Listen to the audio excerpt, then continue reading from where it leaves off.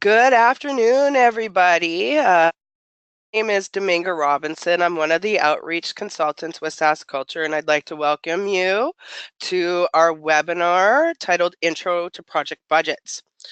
I'm going to start off by quickly going through an agenda of what we're going to do, just so people know how things are going to go. There is a way to ask questions, but I'm going to hold off on questions until the end of the presentation, just in case it's something that I will have addressed by that point. So we'll go ahead and get into the meat and potatoes of everything, but if you could just type your questions in as they come, and we'll try to address them at the end of the presentation. So first of all, I want to start off by talking about who is SaskCulture, because they're the reason why we're doing this, and it gives you a little bit of a basis of who we are.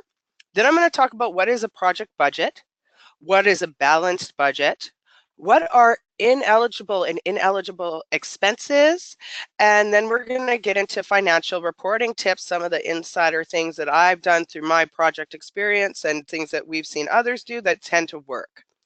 So let's get into it. SaskCulture. SaskCulture is a non same as everybody else out there. We are all about providing opportunities for people to engage and nurture cultural engagement in the province. We distribute lottery funds, Saskatchewan lottery. So anytime you're buying your Lotto 649s, a portion of those are coming back, and we distribute them out into the community through funding programs. Our goal is to build a culturally vibrant province. So that's a little bit about who we are, and that's going to give you a little bit of context of some of the conversations that we're going to have today. Okay, so what is a project budget? It is an educated guess. That is what it is. We do understand that you're not going to be able to provide exact details, but you can get very close, and a lot of this you can do research on to find. It is built directly from your project plan. So before you're even near building a budget, you've already have a project description, you have a plan of how you're going to do this. The budget is almost the last thing that you do, because everything that goes in the budget is coming out of your project description. You're going to want to research your expenses, like I was saying previously. You can go in and you can really get quite detailed with some of this stuff. If you just ask people, they're going to tell you. Then you're going to want to talk about your potential revenue sources. And then I'm going to encourage you all to start to look at your grant guidelines. When I'm doing a grant, and whenever I've done grants in the past and I've filled them out, I keep my grant guidelines right next to me on my desk, because they are probably one of the most important things that you're going to need to determine how this all goes. Sorry, my PowerPoint apparently has disappeared. Hopefully it's back now. Okay. So, what are standard project budget items? Wages and benefits, supplies and equipment and materials. You're going to want to include your venue rentals, your transportation and accommodation costs, nutrition costs, advertising and promotion and marketing, accessibility expenses if you need interpreters, and then insurance is always a good one. So I'm going to go into a little bit detail about what each of these mean and what types of things you should be including in those sections. So wages and benefits is pretty much your people costs. So this is any of the expenses that you're going to use to hire people to provide services to you. So these are your cultural workers. These are your artists who are going to give instructions. These are your traditional knowledge keepers who are going to lead the workshops. These are your elders. If you're planning on doing a research element, those are the folks that are in here. If it's such a big event that you need to hire a coordinator, those costs go in there. When you are putting someone on staff, you're going to want to make sure that if you are putting them on full time, that there are access to benefits, and that's also something that we cover. I make reference here to the CARFAC rates. These are standardized rates and fees that you should be paying cultural workers and artists when you are hiring them. They'll give you per day how much you have for a half day. They give you all of the details on exactly what it is, if they're prepping and you want to pay them, how much that's going to cost. So I really encourage everyone to reference those Carfax rates when you are coming up with the wages for the cultural workers and artists.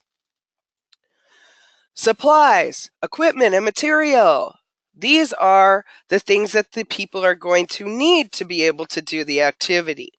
So these are an extensive list of all the materials. So when I'm doing a project, what I'll do is I'll sit down and I'll think down every little element of what I'm doing, and I'll create an extensive list of all of the materials and supplies and rentals that I'm going to need. Then I can take those numbers or that list and create some numbers from that and get kind of close with what I'm going to need. These can include art supplies, beads, leather, if you need some specific computer software, hand tools. These are all of those things that you're going to need. Most times you're going to not be able to include capital expenses in the grants, but you can include rental of capital items. So these are if you do need AV for your event, or if you need tents, porta potties, if you need computers, video cameras. These are all things that you can rent and that are included and would be eligible and that you want to try to include in here. A lot of time with the rentals, you can call up the place that you're planning on renting and get a quote from them, so you can get very close with that number. Venues, facilities. This one's pretty straightforward. This is the cost of the place where you will be doing the activity. I'm going to caution people not to include the space of the applicant organization. Those are not usually eligible and would be considered an in-kind contribution from the organization. So these do not include the rent of the office that you run, any utilities, or any office overhead. So for example, if I was holding something right now, I would not charge SaskCulture space to use the boardroom because it's our space, and that would be an in-kind contribution that they're providing to me to be able to do whatever it is I'm doing. Transportation and accommodations. Okay, now we talk about these are for the resource people and the program participants. These are not people who are already on staff. There should already be travel budgets for those folks. These are for if you need to bring someone from Saskatoon to your community to provide some workshop, this would be the cost for them to travel back and forth. This also can include program participants. So if I need to rent a bus to bring people to my activity, then that's also another cost that would be included. These need to be in province for us, and these are going to include bus airfare if necessary, any kind of gas. We'll sometimes see gas for boats depending on what someone's doing. There is a standard mileage rate set by the government of Saskatchewan that most people follow, so I've provided that information slide there. And then standard hotel rates are usually between $100 and $150 a night, approximately. Those are flexible, of course, but you can see that with that information, you can get very, very close in estimates of how much it's going to cost to bring someone from Saskatoon. I always use Google Maps as a way to come up with the kilometers as well, and then multiply it by those numbers, and you can get pretty close. Nutrition costs. Okay, I caution people to be very careful with this one. This isn't your pizza party. This isn't fast food for everybody every time you have a meeting. These should be directly related to the cultural activity. So if I'm having an after-school arts program, I want to ensure that the youth are fed, that's something that would be eligible. I will want to make sure that I'm providing them nutritional options and not a bunch of junk food. When it comes time to receipting, that could get you into a bit of trouble. I will talk about nutrition here a little bit more. If the cost for the food is something that they're actually making. So for example, if I'm holding a bannock making workshop, the bannock making supplies would actually be supplies. They would fall under the supplies category because people will be getting in there and using that to do an activity. Now, if I'm just hiring someone to make bannock, then that would be a nutrition cost because there's no transfer of knowledge through that. It's just a matter of eating. So keep that in mind when you are doing nutrition costs. Advertising and marketing. I'm provided a list there of some of the things that probably fall under this. Does include signage. A lot of times, sometimes people will put that under supplies. In actuality, that's advertising, marketing, and promotions. Please keep in mind, this is not a high priority expense for us as funders. So we are usually put a little limitations on what people can spend on those. When I was doing events and projects, a lot of times I would try to find and get these things at reduced cost or in kind. And nowadays, with social media being a tool, Facebook ads and Twitter are inexpensive to free to promote. So those expenses should be somewhat limited. However, if you're looking for sponsorship, you want to try to get a little bit more detailed in those things, and they have different priorities. But for funders, usually that's not the highest priority expense. Ours are on people and on things for you to do the cultural activity. Now I'm going to talk about some other expenses. These are things that don't fit into those overarching categories that I just laid out there. These are, we allow space in our budgets to add these things, but make sure that you're trying to think about these things as much as you can. So this would be event insurance, again, accessibility services, documentation. If you're trying to hire someone to take photography, that doesn't typically fall under one of those categories. Don't forget tobacco and cloth for elders. Those typically can fall under supplies, but can have their own line item. If you're planning on paying for evaluation of your program or your project, those also would be eligible expenses. If there are other unusual expenses that don't quite fit under those categories, I really do encourage you to check with a funder or ourselves to ensure that you are staying within the eligible expenses range, and we can kind of try to help guide you with that. So just talk to us about anything that's throwing you off for a curveball. Okay, that's it for expenses in a nutshell. Now I'm going to quickly go into potential revenue. So after I've built my expense list and I've got all my supplies, all my people, all my stuff in place, I now have a number of how much my total expense is going to be how much the expense of the project is going to cost me. I'm going to now try to find the funds to cover off those expenses. A lot of people tend to do these backwards, where they take the amount of the grant and then build a project to fit that, where I always encourage people to build your project and then try to find the monies to cover those expenses. I tend to create a number of different budgets with a swoosh from a Cadillac version all the way down to if nobody provides any funding. So the revenue is a list of the potential and confirmed sources, and this is ultimately a detailed plan for where you think you're going to get the money to cover those expenses that we just finished outlining. So this should include your funder grant request. How much are you asking from that specific person? Confirmed grants are, where have you asked for money that is confirmed? These can include how much you're also giving, but these are usually, I've asked the SaskTel for money and they said yes, and I'm going to put that money in there. Pending grants are grants where I have asked, but I haven't heard yet. So I'm going to put it in there as a potential, but I'm not sure yet. Fundraising and donations. This is, I'm going to have a steak night and I expect to raise $500. Again, we do understand that that number can fluctuate some. As well as program fees. Sometimes people will charge minimal amounts for people to register in an activity to help offset some costs. So you can usually get pretty close with this number as well, with what you expect your participation number to be, as well as how much your program fees, and you've got a number there. Your applicant contribution is how much you as an organization is willing to put into this. And then I'm going to talk about in kind here, but I'm going to caution you from actually putting hard numbers in budgets at least. But in kind is a donations of service and goods rather than cash. And it's usually given a monetary value. So for example, the rental of SaskCulture's boardroom might be $100. So I would put that I've received the rental of the room for free for $100.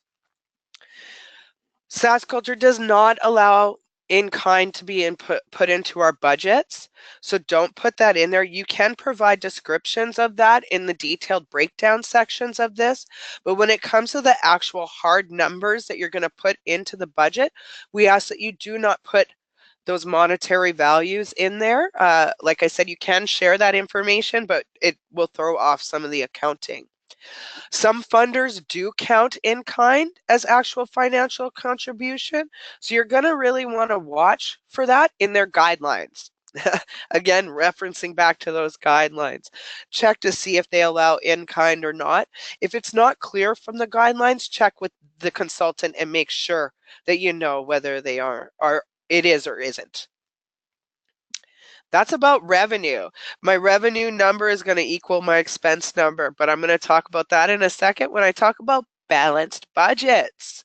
So this is where my revenue is completely equal to my expenses. There's no overages in terms of how much I'm bringing in, and there's no underages or under in terms of I don't have enough money to cover those expenses. It really is based off the expenses portion. This should happen in both your budget and your final financial report. If you've done things okay, it should all even out at the end to a zero. Here's an example of what I mean by this. Please keep in mind this is definitely does not provide enough detail for our budgets, but it's just to give you an idea of what I mean when I say a balanced budget. So in this case, I have revenue coming in, a grant request of $10,000, and I have confirmed funding from some other source, which if I was doing this for real, I would put in the where I'm getting that fund from, and it equals a total revenue of 20,000. In my expenses, my artist wages are 10,000. Again, I'm going to provide a lot more detail into how I came up with that number, i.e. how many days, how much per day, for how long. I will get quite specific in there, as well as same thing with supplies. But my total expenses are going to come to $20,000. The budget difference you can see is zero. This is what we mean by balanced budget. It is a zeroed out budget at the end of this. I'm going to quickly talk about eligible and ineligible expenses. So when I'm talking about eligible, these are descriptions of things that can and cannot be included. We have rules as funders, and we have to abide by those. So we need to be able to determine whether what you're providing is eligible and adheres to those rules that we have to follow, or if it's outside of those. So you're going to want to check. Most funders are going to give you a list of that in the guidelines and tell you exactly what is and isn't allowed. Again, if you're not sure, check with them. It does vary per funder. You're also going to want to watch for percentage limitations in here. For example, I said we have limitations on advertising. So let's say that's a 10% limitation. What that means is it's 10% of the grant request amount. So if I'm requesting $10,000 from an organization and they say 10% is allowable or is eligible for advertising, that's going to give me, oh goodness, a budget of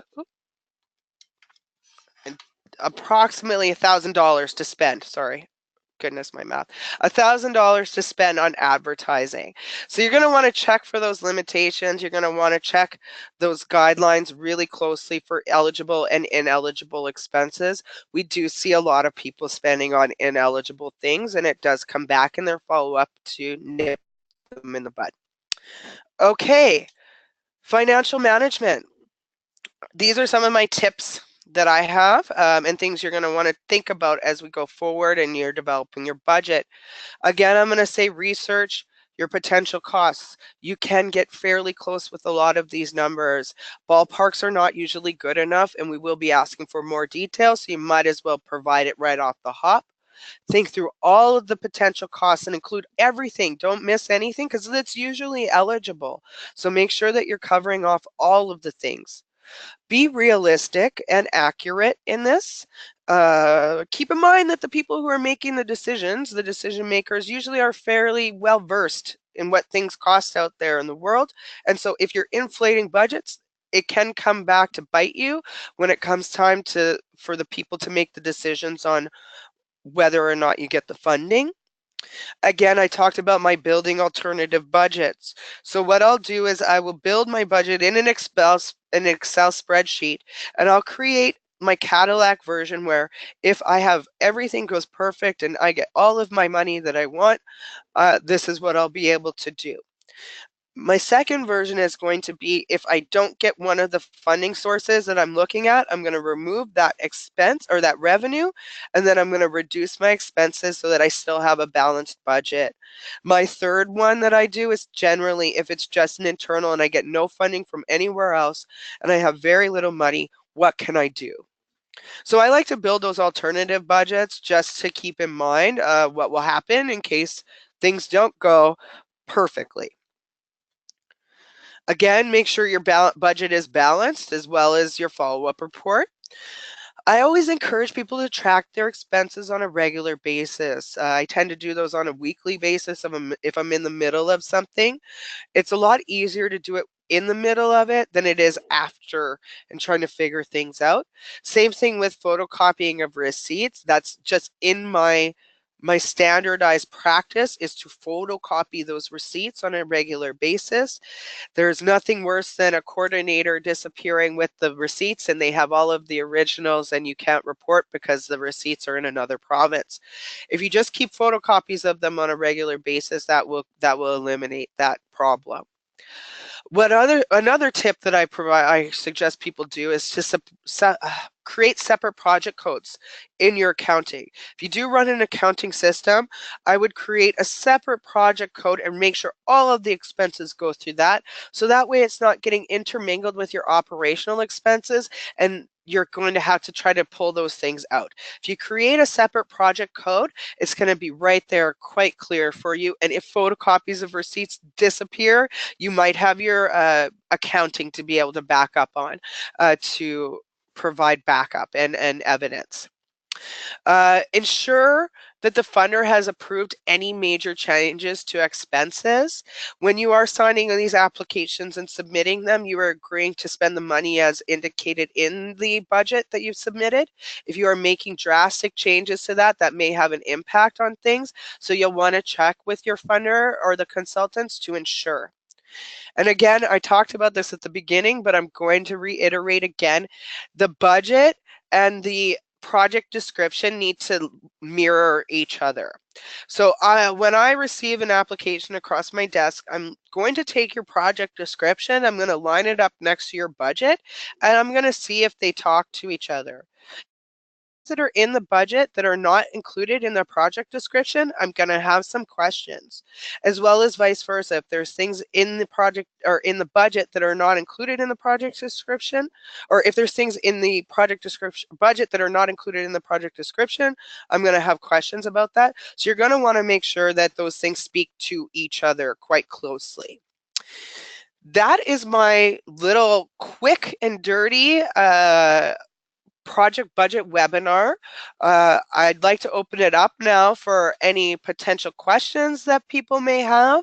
I'm going to leave a slide up here that provides my contact information. If you have more in-depth questions, feel free to contact me and I will do my best to provide assistance.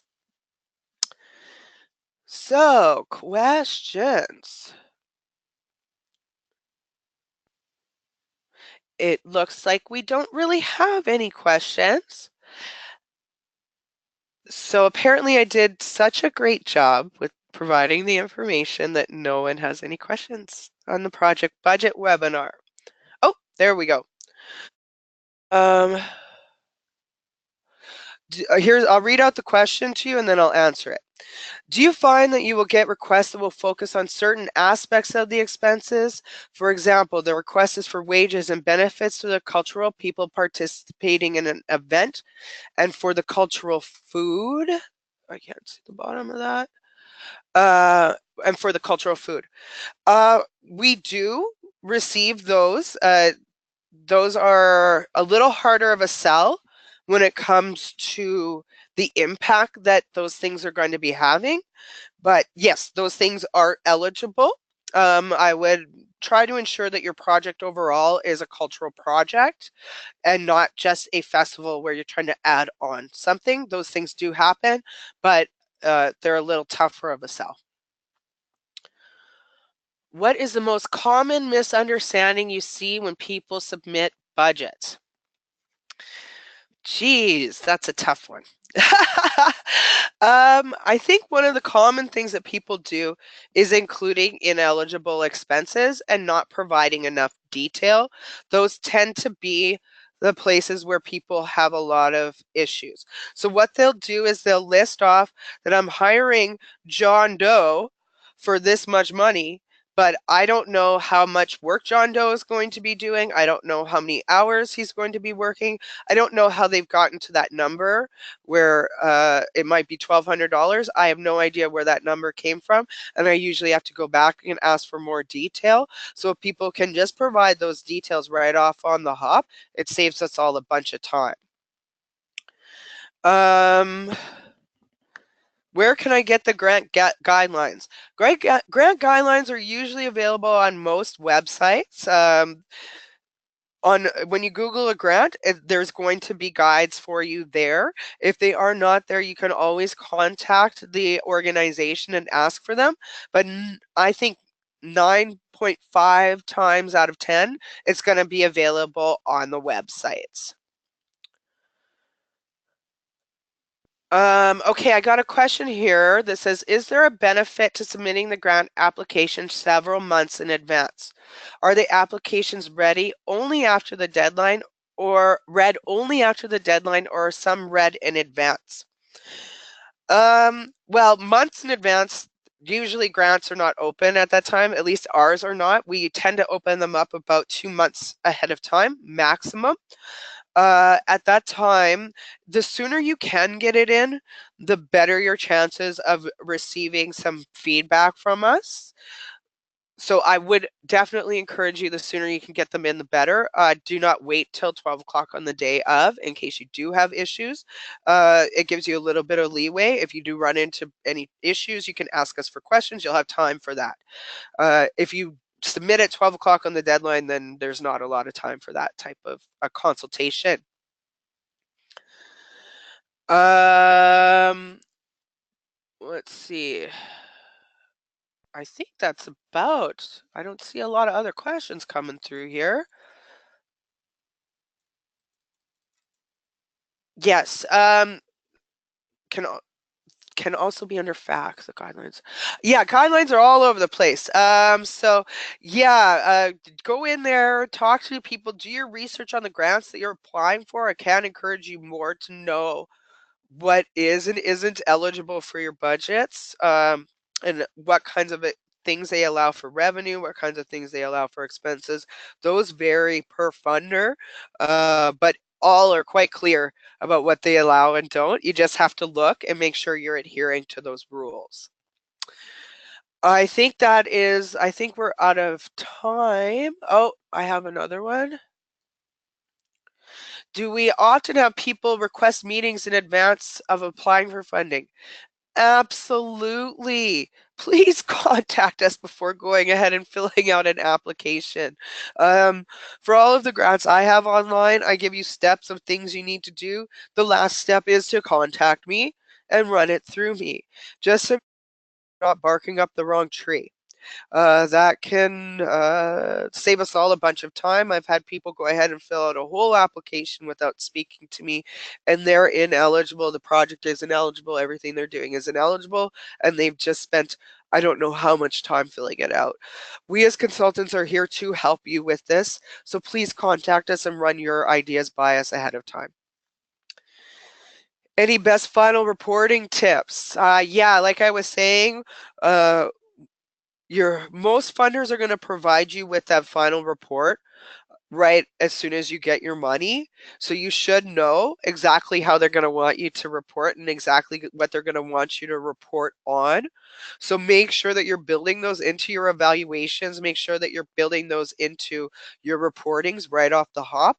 That way, when you get to the end and it's time to do the reporting, it's fairly simple because you have already been tracking that information the whole time. Going back and trying to count your participants after, how many were youth, all of those things that we're going to ask you is quite challenging after the fact. So make sure you're doing that and taking that into account as soon as you get funding from someone. Okay. We are going to be posting this PowerPoint online. It's going to exist and live. So if there's others that have missed this, you can go ahead and it'll be up on our website or on YouTube, and it'll be available for everybody. Oh, okay. I got one more question here, and this is a good one, so I'm going to answer this. How much weight is given to the consideration of how closely past projects aligned in the final report to the initial budget? Is it typical for several years of reports to be compared? No. No, those things don't come in. You are fresh every time. Once you close out a grant with us, that is it. We will look at the peer assessors are provided with the information on whether you've been successful or not in the past and how much you've received, but they do not receive your past budgets and your past follow-up reports. And that should answer that question. I think we are good. I want to thank you all for tuning in. I hope that you got something out of this. Like I said, we're here to help. Don't be afraid to contact us to assist with this. This is what we're here to do. So thank you all and have a good day.